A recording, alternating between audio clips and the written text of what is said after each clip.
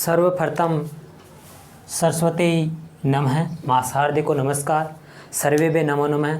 आप सभी का स्वागत है, सभी को नमस्कार। देवश्री विद्याश्रम ऑनलाइन क्लासेज में आपका स्वागत है। साथियों, मैं पिछले वीडियो में आपसे छोटी सी चर्चा करा था कि मैं बीएसटीसी और रीट की तैयारी करवाने के लिए पाठ्यक्रम लेकर आ रहा हूँ। उसमें मैंने आपको बता दिया था कि किस तरह से हमें तैयारी करनी है, किस तरह से उनका अंक बाहर होगा, कैसे हमारा कौन से सब्जेक्ट का कितने अंकों का रहेगा। इसके एग्ज़ाम की बात थी, वो 15 जून से फॉर्म भरे गए थे और 15 जुलाई तक भरे जा रहे हैं। ठीक है साथियों, और 30 अगस्त को परीक्षा भी है। ये तो है बीएसटीसी की जिसकी संस्कृत जिनके पास उनकी चर्चा करूँगा। मैं बात करूँगा रीट की। इस पे 31,000 जो वैकेंसी लंबित है, चर्चा में है, आने वाली है। माननीय मुख्यमंत्री जी ने कल भी कहा है कि हम जल्द से जल्द इस पे कुछ 2 पेपर करवाने हैं, 1 करवाने हैं, वेटेज ख़त्म करना है। जो भी होगा हम जल्द इस पे करने वाले हैं। वैकेंसी तैयार हुआ है, उनका पूरा फॉर्मूला तैयार है, फॉर्मेट तैयार है, बस उसे निकालने की ज़रूरत है। तो हमें उसका वेट नहीं करना कि कब आएगी, हमें तो तैयार रहना है। चाहे कल एग्ज़ाम ले लें, फिर भी हमें इस तरह से प्रिपेयर रहना है कि कल हमें एग्ज़ाम दे सकें। ठीक है, तो मैं आपके पास जो लेके आने वाला था, क्या लेके आया हूँ, रीट और बीएसटीसी का सिलेबस। इसमें कौन सी सब्जेक्ट की चर्चा कर रहा था मैं, संस्कृत की। तो हम बात करते हैं संस्कृतम। किसकी? संस्कृतम। ये जो हमारे पास संस्कृतम शब्द है, इसकी बात करेंगे क्योंकि हम संस्कृत ही पढ़ेंगे और संस्कृत की ही चर्चा करते हैं। तो संस्कृत शब्द बना कैसे, देखिए, सम प्लस सुट प्लस क्री और कत। देखिए, ये जो शब्द आए हमारे पास, सम, सुट, क्री और कत, इनमें क्या क्या है, इनके योग से संस्कृत शब्द बना है। कैसे? सम क्या है, इसमें उपसर्ग है। सम क्या है साथियों? उपसर्ग है। सुट क्या हुआ था? सुट का आगम हुआ था। और क्री क्या है? एक क्री धातु है। क्या है? धातु। और कत क्या है? प्रत्यय है। यानी कत प्रत्यय, क्री धातु, सुट का आगम हुआ और सम उपसर्ग। ये आगम क्या है, धातु क्या है, प्रत्यय क्या है, ये सब हम क्या करेंगे। देखो, हम व्याकरण पढ़ेंगे संस्कृत की। व्याकरण के अंदर आते क्या है, संधि, समास, उपसर्ग, प्रत्यय, अव्यय, ये सभी तो आते हैं, धातु रूप, शब्द रूप। तो उन्हीं का सभी से मिल करके एक संस्कृत शब्द बना है, उन्हीं सभी से मिलकर एक व्याकरण शब्द बना है। यानी सभी शब्द किसी न किसी धातु, किसी शब्द, किसी उपसर्ग, किसी प्रत्यय से मिलके बनता है। अब आगम क्या होता है, यहाँ पर हमारे पास 2 बातें आती है। एक दोस्तों आती है आगम, एक आता है आदेश। ये 2 चीज़ें आती हैं। हम संस्कृत पढ़ेंगे या हिंदी पढ़ते हैं तो संधि पढ़ते हैं, वहाँ भी होती है, समास पढ़ते हैं, वहाँ भी होता है, आगम होता है, आदेश होता है। तो आगम क्या होता है, आगम में ये ऐसा होता है कि कोई भी शब्द, आगम यानी कि एक मित्रवत रहता है। मित्रवत का मतलब वो आएगा, इनके बीच में कहीं भी बैठ जाएगा, कहेगा हम तो, क्यों, मित्र तो एक दूसरे के बीच में बैठते हैं तो वो कहीं पे बैठ जाता है, एडजस्ट हो जाता है कहीं का। लेकिन आदेश क्या होता है, ये एक शत्रुवत होता है। ये क्या होता है कि आएगा तो किसी न किसी को भगाएगा, या आएगा भी तो किसी न किसी एक शब्द को भगा देगा, एक वर्ण को भगा देगा। तो यहाँ पर देखो, सम क्री कत था और सम आ गया तो सुट आ गया, सुट का आगम हो गया तो भी वो बीच में बैठ गया। ठीक है, हम देखना अभी व्याकरण का जब वर्ण विच्छेद करके उसका भी शब्द को बनाएंगे तब वहाँ पर आदेश होगा, और आदेश होगा, देखना तब कैसे किसको भगाएगा। लेकिन अभी हम यहाँ पर देखते हैं। तो इसमें क्या है, सम हमारे पास उपसर्ग है। सुट के अंदर क्या क्या है, उ प्लस ट, ये दोनों जो है सु और ट, इसकी इत संज्ञा लोप हो जाएगा। इत संज्ञा क्या हो जाएगा, लोप। तो मेरे पास लोप होने के बाद में क्या बचेगा, स। यहाँ पर क्री धातु में मेरे पास क्री है और कत में भी क का लोप हो गया, इत संज्ञक लोप। ठीक है, बच्चा क्या, वहाँ पर भी त। यानी कि मेरे पास जो समझ निकल कर के आया है वो सम स क्री त, ये निकल कर के आया है। ठीक है, यही निकल के आया है। लेकिन क्या हम संस्कृत को ऐसे लिखेंगे क्या? नहीं, इन वर्णों का सहयोग करेंगे। देखिए क्या होगा, स म को क्या करेंगे? अनुस्वार, स आधा तो आधा, क्री और त, संस्कृत। अब साथियों हम संस्कृत बोलते हैं इसको, संस्कृत नहीं होता, संस्कृत होता है, क्योंकि यहाँ देखिए मैं है, मैं का अनुस्वार बना है। अगर इस अनुस्वार को वापस में निकालूंगा तो क्या बन जाएगा? ये मैं बन जाएगा, तो क्या बना? संस्कृत। ठीक है, अब बात आती है संस्कृत है हमारे पास, लेकिन हम तो संस्कृतम पढ़ते हैं, संस्कृतम लिखते हैं, तो संस्कृतम यानी कि इसको संस्कृतम लिखने के लिए संस्कृतम लिखेंगे, क्योंकि ये आएगा हमारे पास नपुंसकलिंग में। जैसे फलम आता है, पुस्तकम आता है, ये नपुंसक लिंग वर्ड होते हैं इसलिए आते हैं, नपुंसक लिंग शब्द होते हैं इसलिए आता है। फलम वृक्षम आ जाता है। जो भी नपुंसक लिंग शब्द होंगे वो उनमें मैं लगाया जाता है हलंत। तो यहाँ पे संस्कृत वर्ड को मैंने संस्कृतम बनाया हलंत लगा के। ठीक है, समझ में आया संस्कृतम शब्द कैसे आया? तो देखिए स्क्रीनशॉट ले लीजिए आप इसका, बाकी चर्चा करते हैं हम। आप क्या पढ़ने वाले हैं इसमें? देखो संस्कृतम पढ़ेंगे हम। संस्कृतम में सम उपसर्ग सुट आगम हुआ, क्री धातु कत प्रत्यय उपसर्ग ये। अब उसके अंदर से लोप किस किस का हुआ था? ऊ और ट का लोप हुआ था, इस संज्ञा लोप हुआ था। क्री धातु में से क्री का यानी कि क्री धातु में क का लोप हुआ था, त बचा था। इधर से सम ऊ क्री त बचा था, इसको मिलाया था संस्कृत, लेकिन ऐसे अनुस्वार बनाया और उसको मिलाया हलंत, ये इस तरह से संस्कृत शब्द बना था। आदेश आगम आप समझ चुके होंगे। अब बात करता हूँ मैं इसके बाद में क्या पढ़ेंगे हम, क्या निकल के आया था हमारे पास शब्द? संस्कृतम, यह शब्द निकल के आया। संस्कृतम शब्द है, इसको हम दो भागों में विभक्त करके पढ़ेंगे। एक पढ़ेंगे व्याकरण और एक इसी के साथ में पढ़ेंगे साहित्य। एक व्याकरण और एक साहित्य पढ़ेंगे, और इसी का दूसरा भाग में पढ़ेंगे हम शिक्षण विधियां,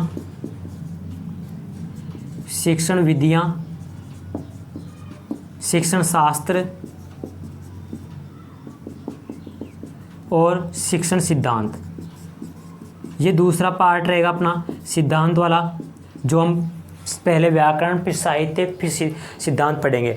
हम इसमें पढ़ेंगे, ये तो लगभग व्याकरण तो आती है हमारे पास 80% ही आती है, 20% लगभग। इसके अंदर व्याकरण में हम छंद पढ़ते हैं, अलंकार पढ़ते हैं और सूक्तियाँ पढ़ते हैं, ये हम इसके अंदर पढ़ते हैं। तो इनका वेटेज लगभग 20% रहता है, इसका 80% रहता है। व्याकरण हमारे पास महत्वपूर्ण है।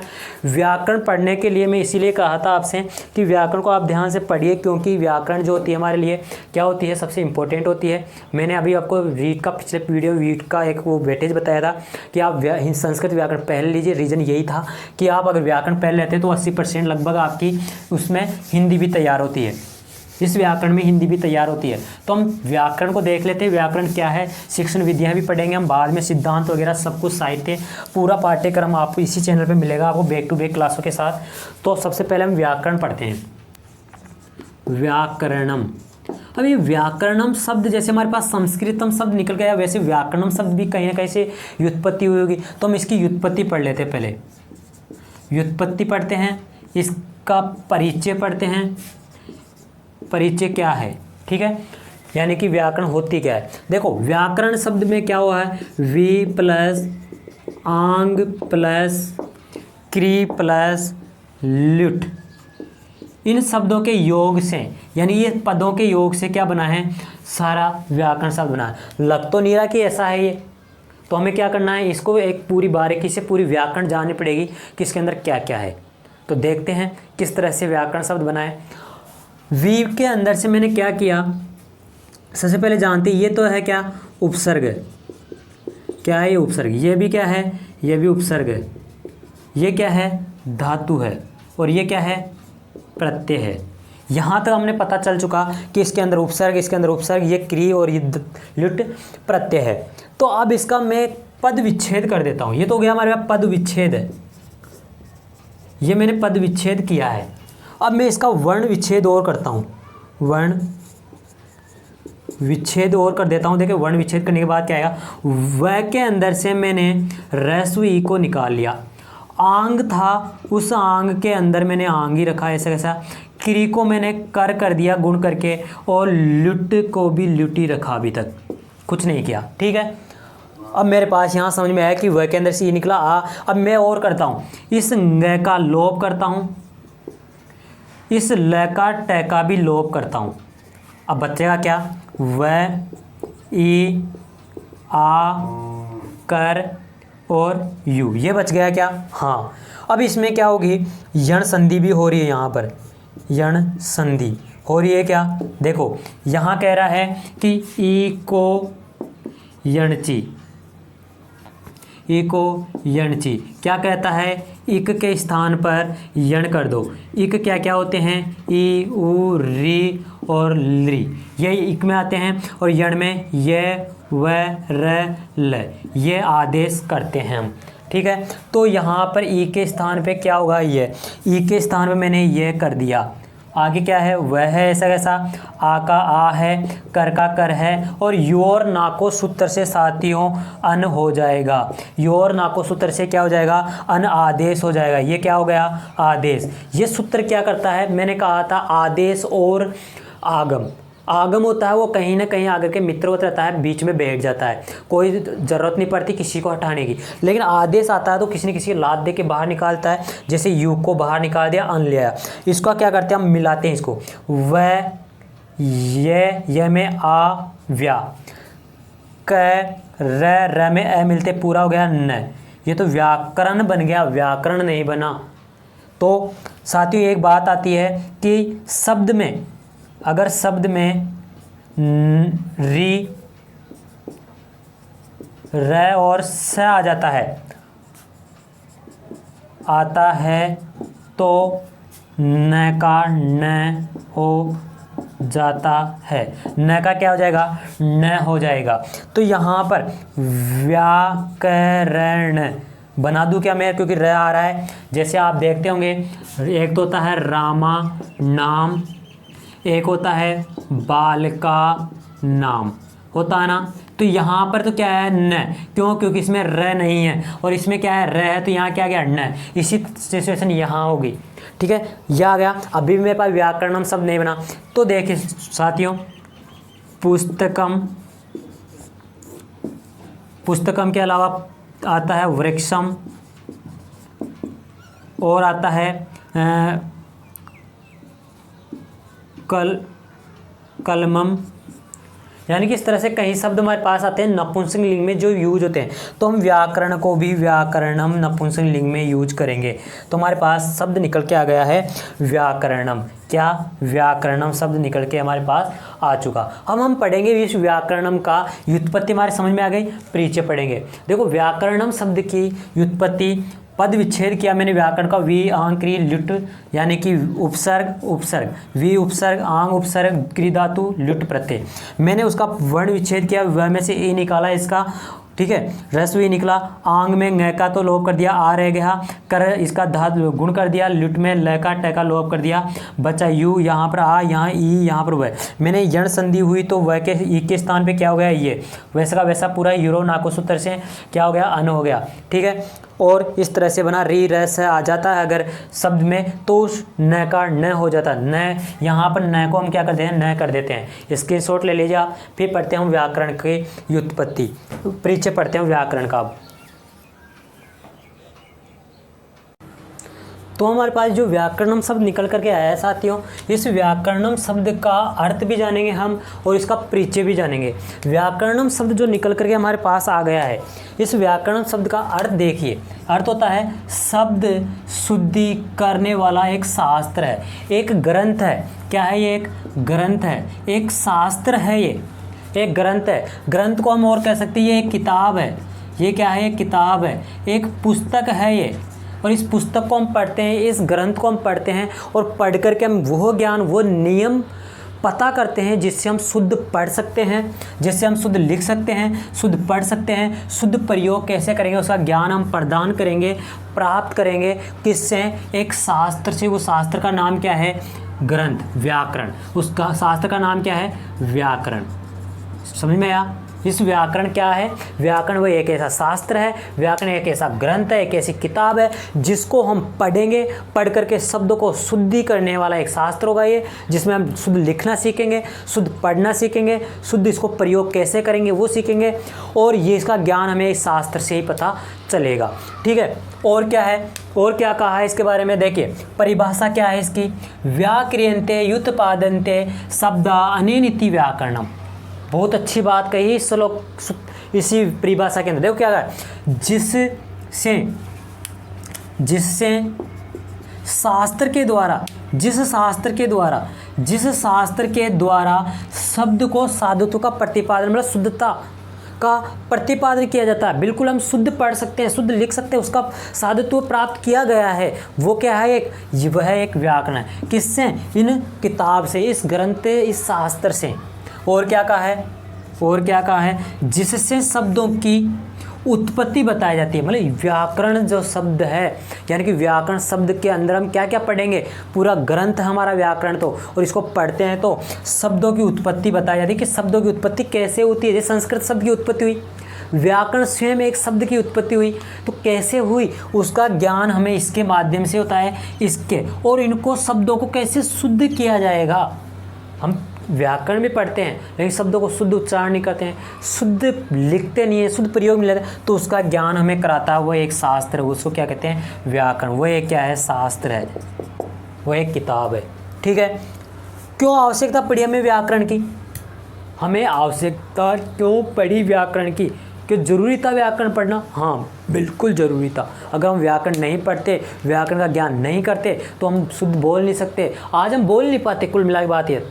ठीक है, तो भाषा को, जो भी भाषा हम बोलते हैं, अपने मन के विचार भाव होते हैं, उन्हें प्रकट करने के लिए जो हम उच्चारित करते हैं, उसको निरंतर विकास में रखने के लिए, उनका विकास करने के लिए व्याकरण का एक सुनिश्चित होना आवश्यक था। व्याकरण अगर सुनिश्चित है तो भाषा जीवित है। मतलब प्रत्येक भाषा की एक व्याकरण होती है, प्रत्येक भाषा की एक निश्चित व्याकरण होती है, चाहे से वो हिंदी हो, इंग्लिश हो, चाहे संस्कृत हो, चाहे उर्दू हो, पंजाबी, कोई सी भी भाषा हो, सब लैंग्वेज की अपनी एक ग्रामर जिसे कहते हैं, व्याकरण जिसे कहते हैं, होती है। प्रत्येक भाषा की होती है। तो यहाँ भी कहा है, अगर नियम सरल नहीं होंगे, निश्चित नहीं होंगे, तो व्याकरण को ज़्यादा समय तक जीवित नहीं रख सकते। तो व्याकरण मतलब भाषा, जो भी भाषा होगी उस भाषा के नियम, व्याकरण सरल नहीं होगी तो उस भाषा ज़्यादा तक जीवित नहीं रह सकती। ठीक है, और क्योंकि व्याकरण जो है ना, भाषा का प्राण तत्व माना गया है, जीवन दान है, आपका जीवन दान। आप जी कैसे रहे? खाने के बरो, खाना खा करके, खाना जो पैसा कमाते हैं उससे खाना खाते हैं, खाना हमारे लिए बहुत ही प्राण तत्व है, एक तरह से जीवन दान है, पानी हमारे जीवन दान है। तो इसी प्रकार व्याकरण भी भाषा का प्राण तत्व है, जीवन दान है। महाभाष्य में पतंजलि महोदय ने कहा है, लक्ष्य लक्षणे व्याकरणम, लक्ष्य लक्षणे व्याकरणम। यहाँ लक्ष्य का हास्य बताया गया है उदाहरण से, जो हमारे उदाहरण देकर के प्रस्तुत करते हैं हम, उस उदाहरण से लिया गया है लक्ष्य। लक्ष्य हम किसी को साधित मान के, किसी को साध्य मानते हैं। जैसे मैं आपका ही उदाहरण दे दूं तो आप मेरा एक साध्य हो गए, मैं चंद्रमा का उदाहरण दे दूं, चंद्रमा हमारा एक साध्य हो जाता है, चंद्रमा एक साध्य हो जाता है। और लक्षण लिया गया है उस सूत्र को ग्रहण करना, यानी कि मैं उस समझा रहा हूँ, उस सूत्र को कैसे ग्रहण करूँगा, किसी न किसी उदाहरण के माध्यम से समझा करके मैं ग्रहण करूँगा। तो ये हो गया। अष्टाध्यायी में पाणिनि महोदय ने कहा है, मुखम व्याकरणम स्मृतम, मुखम व्याकरणम स्मृतम, यानी व्याकरण को वेद पुरुषों का मुख बताया है और मुख्य अंग बताया है, मुख बताया, मुख्य अंग बताया है। किसने? पाणिनि महोदय ने अष्टाध्याय में बताया है कि मुखम व्याकरणम स्मृतम, यानी कि व्याकरण तो वेद पुरुषों का मुख है, मुख्य अंग है, इससे तो ही सारी व्याकरण पढ़ी जाती है। किशोरीदास वाजपेयी जो हमारे हिंदी के व्याकरणाचार्य हुए हैं, उन्होंने तो व्याकरण को भाषा का भूगोल कहा है। उन्होंने क्या कहा है? भाषा का भूगोल कहा है। ठीक है, आगे देखते हैं और क्या व्याकरण हमें क्यों आवश्यकता है, व्याकरण नहीं पढ़ते तो क्या होता है, व्याकरण कितनी ज़रूरी है हमें शब्दों को शुद्ध पढ़ने, शब्दों को शुद्ध लिखने के लिए, शब्दों का शुद्ध उच्चारण करने के लिए व्याकरण का आवश्यकता पड़ती है। एक बार रिवीजन देखिए, व्याकरण का शब्द को शुद्ध करने वाला एक शास्त्र है, एक ग्रंथ है, एक किताब है, एक पुस्तक है। हम इसे ग्रंथ कह सकते हैं, किताब कह सकते हैं, पुस्तक कह सकते हैं। अन्य नाम अगर हम देखें इसका, तो इसका अन्य नाम, व्याकरण शब्द का अन्य नाम है शब्दानुशासन। शब्दानुशासन ये किसने कहा शब्दानुशासन, ये पतंजलि महोदय ने महाभाष्य में शब्दानुशासन का है। शब्द वेदांग, और नाम क्या है, शब्द वेदांग है, और क्या है, शब्द वेदांग है, और क्या है, मूल वेदांग है। ये इनके अन्य नाम है व्याकरण के, ये व्याकरण के अन्य नाम है शब्द वेदांग, शब्द वेदांग, मूल वेदांग, शब्दानुशासन, व्याकरण, या फिर हम कह सकते हैं इसे एक शास्त्र कह सकते हैं, ग्रंथ कह सकते हैं, किताब कह सकते हैं, पुस्तक कह सकते हैं। शब्द को शुद्ध लिखना, शुद्ध पढ़ना, शुद्ध प्रयोग कैसे करना है उसका ज्ञान प्रदान करने वाला हमें क्या है, वो एक शास्त्र है, और उस शास्त्र को हम क्या कहते हैं, व्याकरण कहते हैं। परिभाषा में देखें तो व्याकरणते उत्पादे शब्दानि नीति व्याकरणम, इसमें कहा गया है कि शब्द, जिस शब्द शास्त्र से, जिस शास्त्र के द्वारा में साधुत्व का प्राप्त होती है, यानी कि शुद्धता प्राप्त करती है, वो व्याकरण होती है। शुद्धता का प्रतिपादन करती है, वो व्याकरण होती है। जिससे शब्दों की उत्पत्ति बताई जाती है, यानी कि कोई भी शब्द का व्युत्पत्ति अगर होती है तो व्याकरण से हुई थी। जैसे मैंने संस्कृतम की थी, व्याकरणम खुद शब्द की थी, जिसके माध्यम से शब्द को शुद्ध किया जाता है। ठीक है, वो एक शास्त्र, वो व्याकरण है। आवश्यकता क्यों पड़ी, भाषा का निरंतर विकास करने के लिए, भाषा को ज़्यादा समय तक जीवित रखने के लिए उसका एक निश्चित व्याकरण होता है, यानी प्रत्येक भाषा का एक व्याकरण होता है और उसका निश्चित व्याकरण होता है, वो उसे जीवित रखता है। उसे सरल और निश्चित करना पड़ता है, यानी कि उसके नियम होंगे वो सरल होने चाहिए, निश्चित होने चाहिए, तभी भाषा ज़्यादा समय तक जीवित रह सकती है। ठीक है, और क्योंकि व्याकरण भाषा का प्राण तत्व है, जीवनदान है। महाभाष्य में पतंजलि महोदय ने कहा है लक्षण लक्ष्य व्याकरण, लक्ष्य तो उदाहरण से लिया गया है, लक्ष्य ने उसके सूत्र से लिया गया है, मतलब किसी को उदाहरण मान करके उसको एक सूत्र के माध्यम से प्रस्तुत करना है, उसे लक्ष्य ने माना है। अष्टाध्याय में पतंजलि महोदय, पाणिनि महोदय ने कहा है मुख्य व्याकरण इसलिए जो व्याकरण है वो तो महावेद पुरुष है, जो महापुरुष जिनका उच्चारण करते हैं वेदों का, उनका तो मुख्य अंग माना है, मुख्य माना है। और किशोरदास वाजपेयी जो हिंदी व्याकरण के व्याकरणाचार्य हैं, उन्होंने तो भाषा को भूगोल माना है। ठीक है, तो हम इसका और कैसे अर्थ का अनर्थ हो जाता है वो जानते हैं। इसके बारे में स्क्रीनशॉट ले लिया आपने, तो अब आगे देखिए। आगे हमारे पास व्याकरणम को मैंने बताया था आपको कि व्याकरणम को हम क्या क्या कह सकते हैं, एक शास्त्र होता है, ये एक पुस्तक होती है, एक किताब होती है। इसका दूसरा नाम मैंने वेदांग बताया था, शब्द वेदांग, मूल वेदांग और शब्दानुशासन बताया था। ठीक है, पतंजलि महोदय ने शब्दानुशासन बताया था। अब देखो एक श्लोक के माध्यम से मैं आपको समझाने जा रहा हूँ कि कैसे हम व्याकरण नहीं पढ़ते तो अर्थ का अनर्थ हो जाता है। देखिए श्लोक क्या कर रहा है, नादि से बहुनादि से यद्यपि बहुनादि से तथापि पटपुत्र व्याकरणम, यद्यपि बहुनादि से तथापि पटपुत्र व्याकरणम, स्वजनो स्वजनो माभूत सकलम सकलम सकृत सकृत। देखो क्या है यहाँ पर कह रहा है, हे पुत्र तुम अगर ज़्यादा विद्वान नहीं बन सकते, ज़्यादा ज्ञान प्राप्त नहीं कर सकते, लेकिन सिर्फ ओनली केवल व्याकरण का ज्ञान जरूर पढ़ लेना, व्याकरण का ज्ञान जरूर कर लेना। तुम ज़्यादा बहुत विद्वान नहीं बन सकते, तुम बहुत ज़्यादा व्याकरण नहीं पढ़ सकते, तुम ज़्यादा नहीं पढ़ सकते, लेकिन व्याकरण का ज्ञान बहुत ज़रूरी है। क्यों कर लेना है व्याकरण का ज्ञान, क्योंकि तुम अर्थ का अनर्थ नहीं कर सको, जिसका जो अर्थ हो उसका वही अर्थ निकाल सको, जो शब्द का जो अर्थ निकालना चाहिए वही निकलना चाहिए, क्योंकि अर्थ का अनर्थ हो जाता है एक छोटा से उच्चारण के कारण। ठीक है, जैसे यहाँ कह रहा है क्या कर लेना व्याकरण का। देखो एक स्वजन और एक है स्वजन, यहाँ पर इस स्वजन का मतलब हो रहा है अपना व्यक्ति। क्या हो रहा है, अपना व्यक्ति, मतलब कह सकते हैं स्वयं का व्यक्ति। इसका मतलब हो रहा है कुत्ता। अब देखो सिर्फ अपने व्यक्ति को हम कुत्ता कह सकते हैं, किस कारण, सिर्फ एक स को चेंज होने के कारण। इसमें कौन सा स आ रहा है, इसमें ये स आ रहा है और इसमें ये वाला स आ रहा है।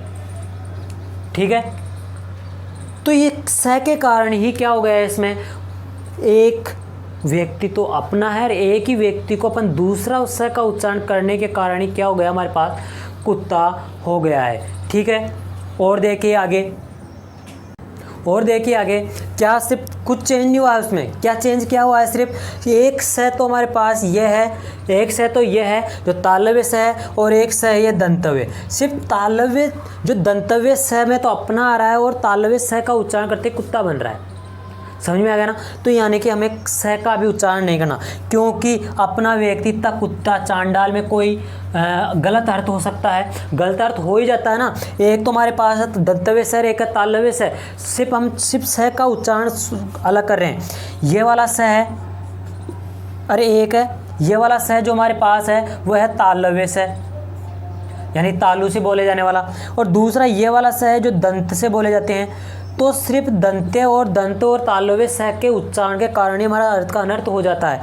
इसी प्रकार से आगे कह रहा है कि सकलम सकलम, यानी कि एक सकल का अर्थ तो होता है सब, एक सकल का अर्थ तो क्या हो रहा है, सब, दूसरे का टुकड़ा, यानी कि इस वाले सकल को हम क्या कहेंगे, सब, मतलब एकजुट होना। और इस सकल का अर्थ क्या हो जाएगा, टुकड़ा, क्या हो जाएगा, टुकड़ा।